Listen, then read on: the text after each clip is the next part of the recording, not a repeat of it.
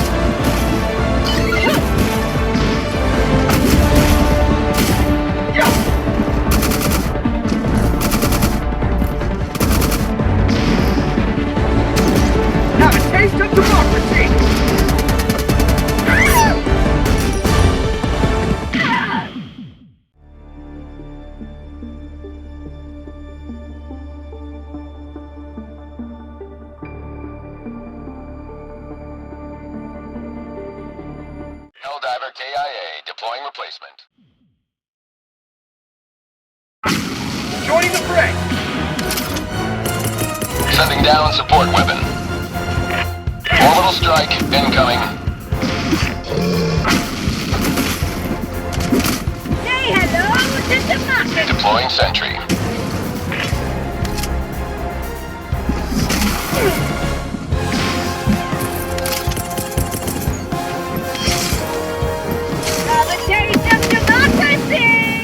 Get some! Get some! Engaging orbital laser.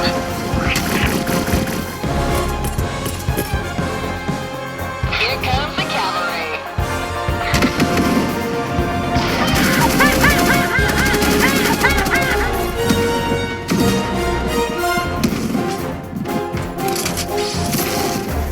Say hello to democracy! You dare challenge me? How utterly ridiculous. What?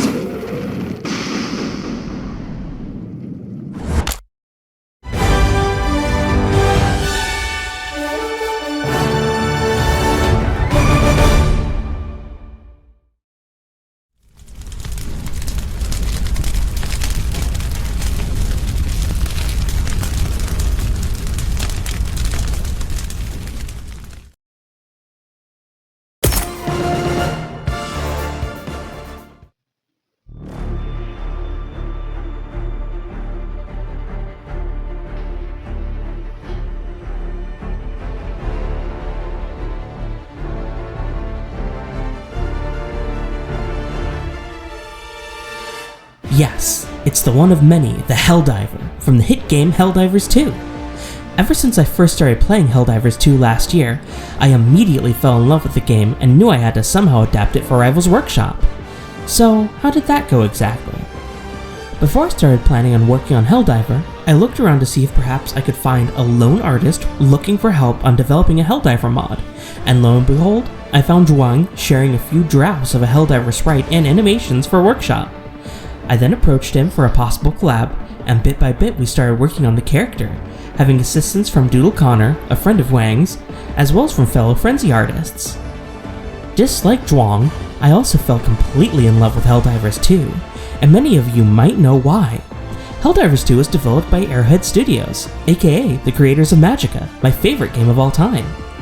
When that new game was announced and later released, and seeing people praising the chaotic multiplayer, the insane varied gameplay, and the parody-style comedy, I knew there was something magical in that game. And I'm so happy I was able to fall in love with a game from such a brilliant studio all over again. But Helldivers 2? What about Helldivers 1? Who even are these Helldivers? I'll leave that for Juang. The sci-fi universe of Helldivers takes you into the distant future, where humanity is unified under the singular banner of Super Earth, a managed democracy on a mission to bring the values of freedom and justice across the galaxy. Helldivers are Super Earth's elite soldiers, rigorously trained for roughly 8 minutes to defend humanity from its undemocratic enemies, including the rapid infestation of Terminids, the socialist regime of the cyborgs, and the strange and alien Illuminate. The original Helldivers game, released in 2015, was very transparent in its inspirations, from the satirical take on authoritarian propaganda of Starship Troopers to the elite soldiers deployed from drop pods of the Halo series. Helldivers 1 is a hectic isometric co-op shooter, where you and a squad of 3 fellow Helldivers fight the relentless hordes of freedom-hating aliens, while completing objectives scattered around the map. Helldivers gameplay sets itself apart thanks to the strategems system, where inputting a series of arrow codes allowed you to call artillery and weapons to turn the tide of battle. Helldivers 2 would then be released in 2024, 7 years after its predecessor, its most apparent change being the shift into a third-person perspective, allowing for bigger maps, bigger battles, and bigger explosions. The game would become a massive hit, having a consumer-friendly service model and an immersive role-playing experience that built a closely knit camaraderie among its players. The Galactic War is where the story of Helldivers unfolds, where the entire community works together to capture and defend planets from 3 different fronts, while progressing a narrative based on the outcome of each event. Every battle, every moment, and every death is canon to the ongoing story, and it's within these shared experiences that the players are brought together, like the long and arduous struggle of Malevelon Creek, the creation of the Meridia Black Hole, and the first invasion of Calypso. Helldivers 2 has truly become something special, and we cannot recommend it enough. Just like in their game, here in Rivals, the Helldiver is also armed to the teeth, using a variety of different weapons, explosives, and equipment to bring democracy to these traitors who threaten our freedom. However, a good Helldiver must be aware of their limitations, knowing when to keep their distance and calculate the best weapon and attack for each situation. Bringing a gun to a fistfight may not seem like such a bad idea. That is, if you know how to use said weapons.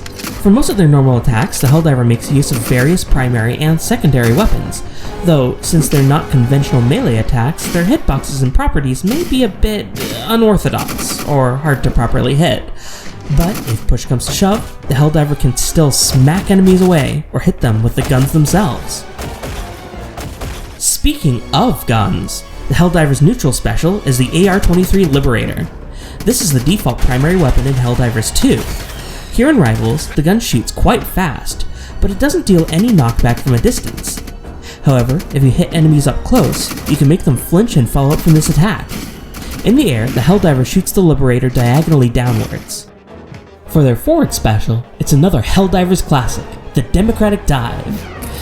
Don't get me wrong, the Helldiver isn't jumping away from danger. This is simply a tactical retreat. The Helldiver dives forward with their full body, not afraid to jump right into the action.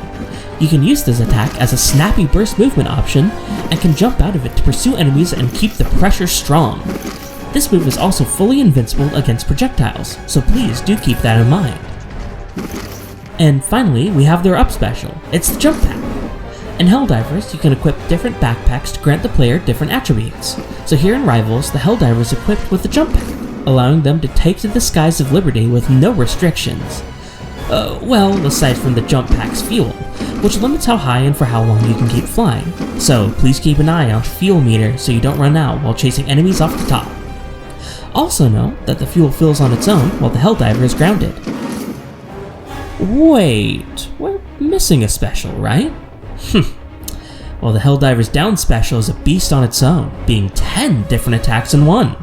So, I'll give the stage to Juang once again to explain this insane special move. And now it's time to give a rundown of Helldiver's main gimmick. It's Helldiver's down special, Stratagem. Just like in the actual games, Helldiver can input up, right, down, and left arrows to call down stratagems into the battlefield. If you're playing on a controller, we highly recommend you setting your D-pad as an extra movement input. Each stratagem has been organized and color-coded into 3 categories: Artillery, Support, and Sentry. When a stratagem is successfully called, it will mark down a targeting laser from above to indicate where the stratagem will drop. So do try to get out of the way before the fireworks start. Also, keep in mind, every stratagem has their own cooldown timer, which you can check out in the down special menu. Starting with Artillery, it's one of the first stratagems issued to Helldiver recruits. Orbital Precision Strike. This attack creates a brief vertical shot down into the stage. The main pillar is a spiking hitbox, and with the right positioning, it can send the opponent straight into the much more powerful impact hitbox on the ground. This stratagem has a short cooldown and is very reliable for denying space from your opponent and yourself. Up next, it's Eagle 110mm rocket pods. In this stratagem, you call upon everyone's favorite pilot, Eagle 1, where she fires a volley of rockets down into the stage at a diagonal trajectory, saturating a large part of the stage with explosions. It is quite a versatile stratagem for area denial and finishing off opponents both on and off stage. Now, it's time to call in the heavy artillery. It's the Orbital Laser. This stratagem shoots down a giant laser that slowly moves towards the direction Helldiver was facing for a short time.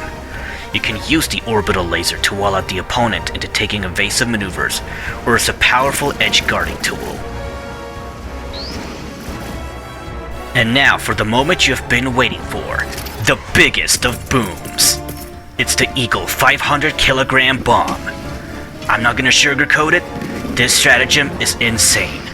This monster of a move plants a massive missile into the stage. The bomb will then begin to blink yellow as it gets closer to its detonation. And finally, destruction. Notice how the bomb leaves a white flash effect right before it explodes. This is a cue for you and your opponent to parry the explosion if you're feeling brave. Just keep in mind, the closer you are to the ground zero, the more damage and knockback you will receive. And fun fact, it was the very first stratagem implemented into Helldiver's moveset. If you gotta go first, you gotta go big. It's time to call in the big guns. These are the support weapon stratagems. Support weapons are all dropped into the stage from a Hell pod, which can actually double as an artillery if you crush your opponent beneath. Each support weapon will replace your neutral special, and will come with limited ammo, which you can check out in your HUD. So make each shot count, Helldiver. Up first, it's the EAT-17 Expendable Anti-Tank. The Expendable Anti-Tank is a launcher-type weapon that comes with a single shot. This armor-penetrating rocket can dish out a high amount of damage and knockback. If you don't miss, that is. This weapon is best used as a devastating combo finisher or for sniping opponents off stage. Keep in mind that using it in the air will have some recoil. Are bullets not liberating hard enough? Use bigger bullets!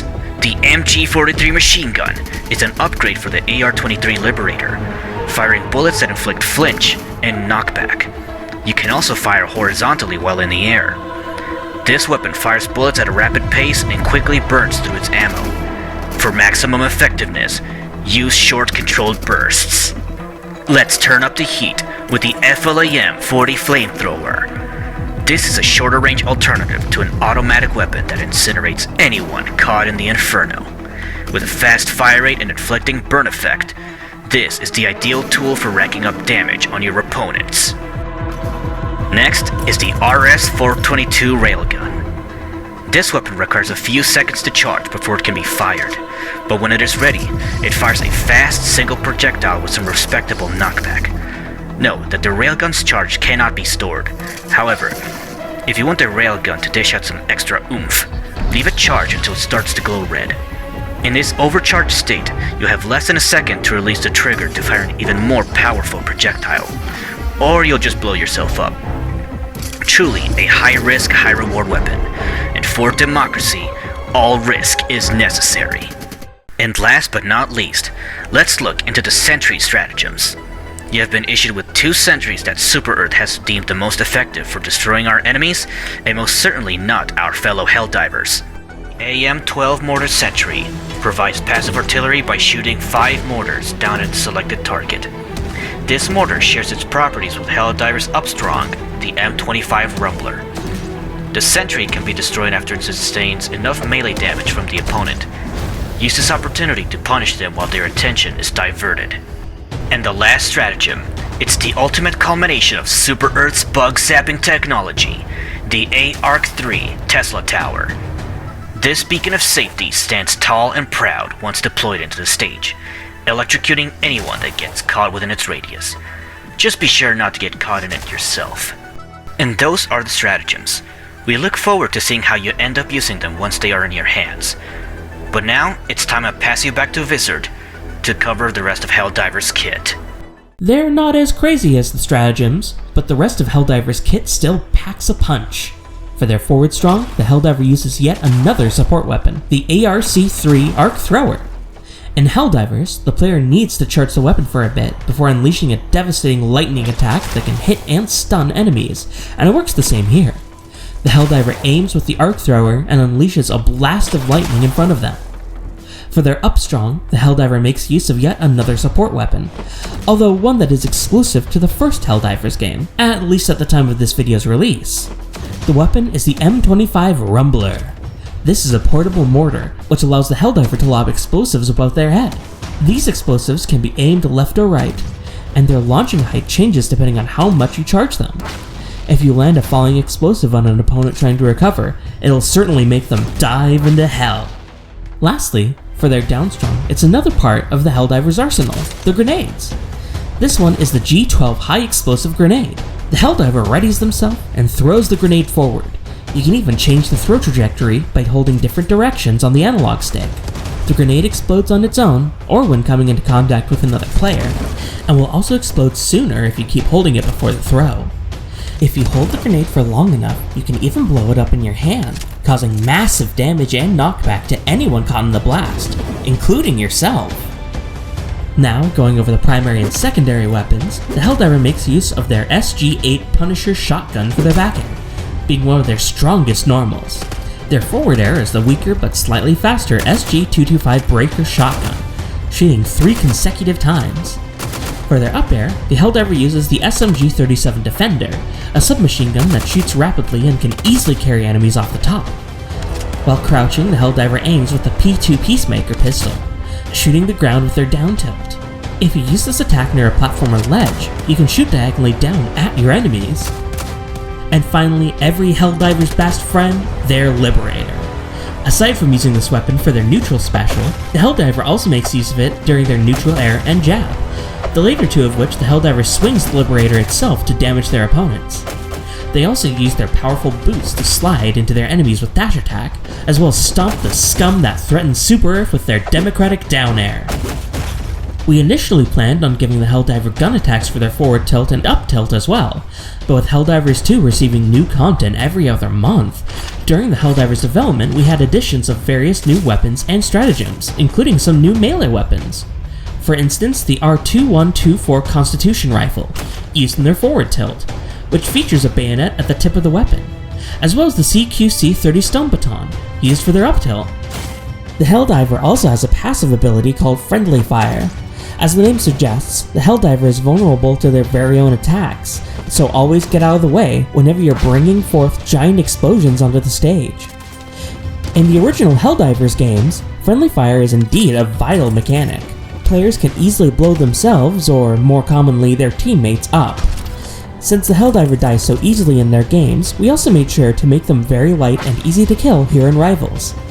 Now, before we check out their stage, there's a couple more details about the Helldiver I would like to highlight. For their taunt, it's none other than the Super Earth Salute. Helldivers 2 had plenty of unique emotes, with this exact pose being the default. If you see a citizen not performing the appropriate salute when the Super Earth Anthem plays, you should report them for treason immediately. Another piece of equipment the Helldiver uses in their fight for freedom is the SH-20 ballistic shield. They employ this shield in their parry. In Helldivers 2, the ballistic shield can be quite useful while wielding a one-handed weapon, allowing you to keep on the offensive while also shielding yourself and your teammates at the same time. Another important part of Helldivers is reviving. Whenever a teammate perishes while defending truth and freedom, you can bring them back by calling a reinforcement. This means a brand new Helldiver will arrive right on time from their trusty steed, the Hellpod. This works the same here in Rivals. The Helldiver has a unique mechanic where they don't have a regular revival platform, but they instead arrive in a Hellpod, dropped from the Super Destroyer ship way up in the sky. You can even aim around so you can land in a different spot and perhaps even sneak in a hit against a group of enemies. Their Hellpod is also used as their intro animation. They'll even speak a random line if you're using one of the voiced options. And yes, just like Dracula and the Attorneys previously, the Helldiver also features multiple voiced options, which you can change on the character selection screen. Reporting for duty. You can leave them on mute, use a male or female sounding voice, or even a random voice, which changes with each new Helldiver that comes out of their Hellpod. The Helldiver will grunt when attacking, diving, or getting damaged, but they will also speak to let you know when a weapon ran out of ammo, with throwing a grenade, or even taunting their opponents after a glorious kill for Super Earth. The Helldiver can also laugh quite a lot whenever they shoot their guns for a very long time. I guess there's something cathartic about just holding down the trigger and seeing your enemies perish right in front of your eyes. I mean, they want to take away our freedom, so they definitely deserve it. Well, anyway, another option you can pick is how the stratagem input commands can be shown in the Helldiver's HUD during their down special. By pressing the second button on their character select section, you can choose to use a different design for the command inputs, being easier on the eyes for some Helldivers. We make no discrimination here, except, of course, against those who want to destroy our way of life. In Helldivers, the player can use a variety of different armors, helmets, and capes, all having different styles and even differences in gameplay. Here in Rivals, many of the Helldivers' alternate colors are based on many of the different armor designs found in Helldivers 2. Other alternate costumes serve as references to fellow space warriors clad in stylish-looking armor.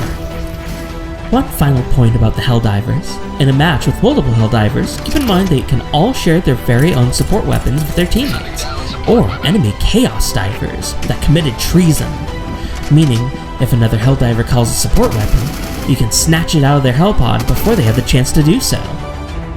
Like Dracula and more recently Ganondorf before them, Helldiver has also been given custom CPU AI.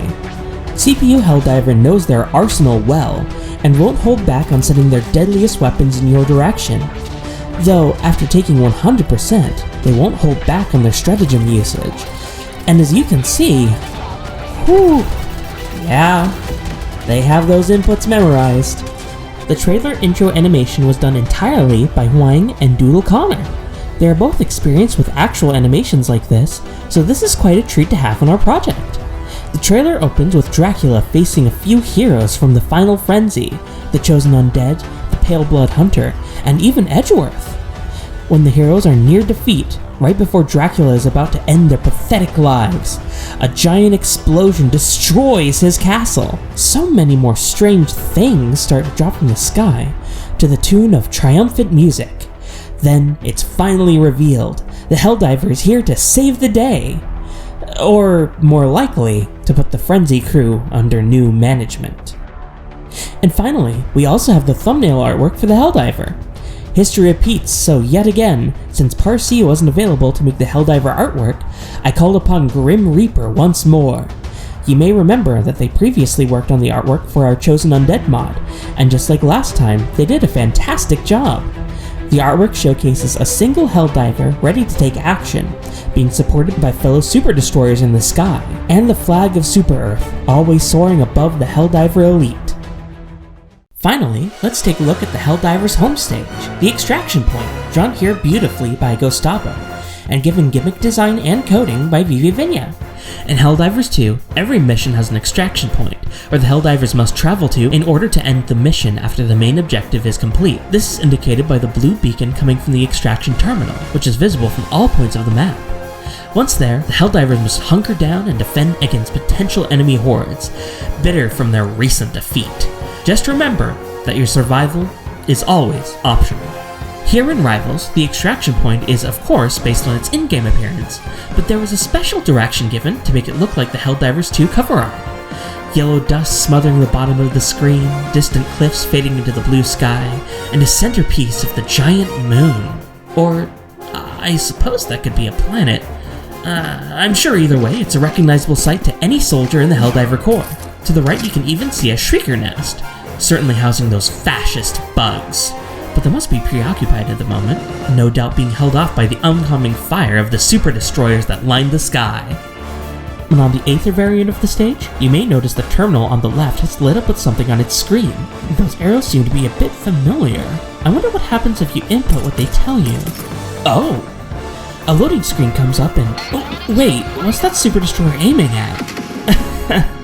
Well, that's certainly one way to clear the battlefield. With these terminals, anyone can act like a Helldiver and call for freedom from above. Just input the right code and get ready for blasting.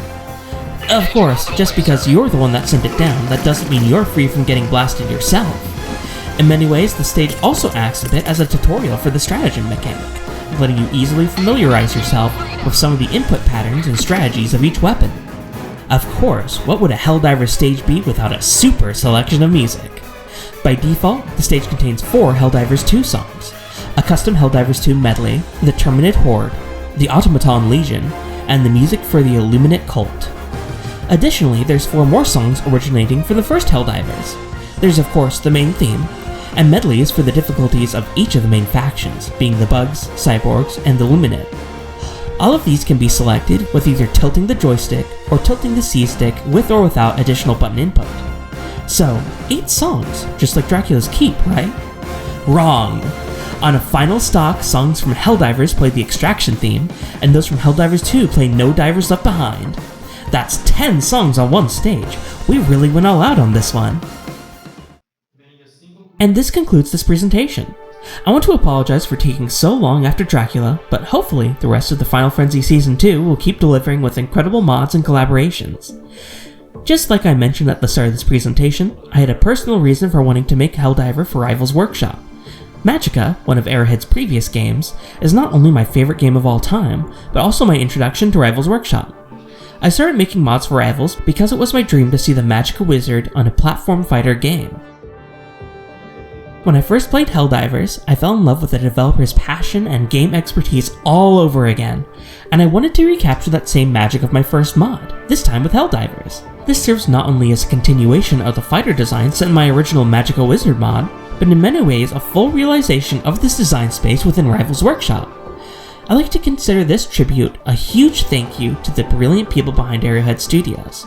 After all, in many ways, you are all the reason I'm even making Rivals mods in the first place.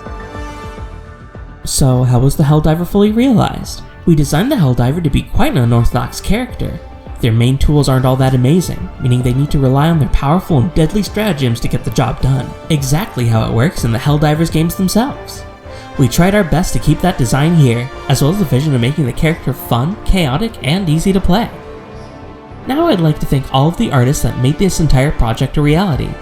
First, I would like to thank Juang for his incredible work and efforts with this project as a whole. This project was his first before we joined forces, so thank you so much for your animations, brilliant sound design, direction, and partnership.